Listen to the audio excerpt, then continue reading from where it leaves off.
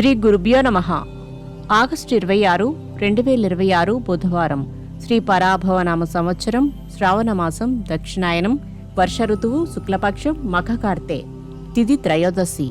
ఉదయం 7:58 వరకు. నక్షత్రం శ్రవణ. రాత్రి 12:46 వరకు. వర్జం తెల్లవారి 5 గంటల నుండి ఉదయం 6:42 వరకు. దుర్ముహూర్తం ఉదయం 11:44 నుండి మధ్యాహ్నం 12:34 వరకు.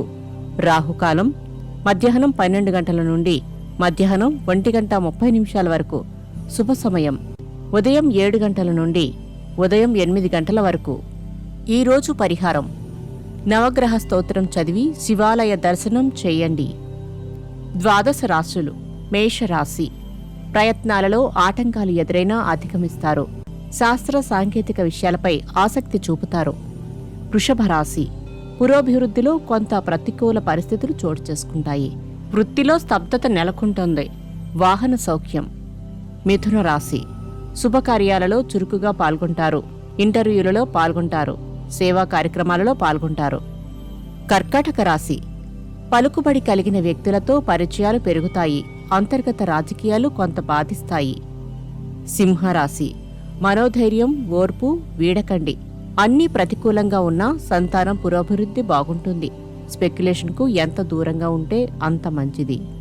కన్యారాశి. ఉద్యోగ బాధ్యతలు సక్రమంగా నిర్వహించి పై అధికారుల ప్రశంసలు పొందుతారు. పెట్టుబడులు సమకూర్చుకుంటారు.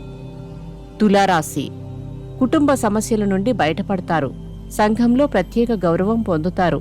ఇంటా బయట మీదే పైచేగా ఉంటుంది. వృశ్చిక రాశి. వ్యాపారాలలో ప్రోత్సాహం లభిస్తుంది. క్రయ విక్రయాలలో స్వల్ప లాభాలు పొందుతారు.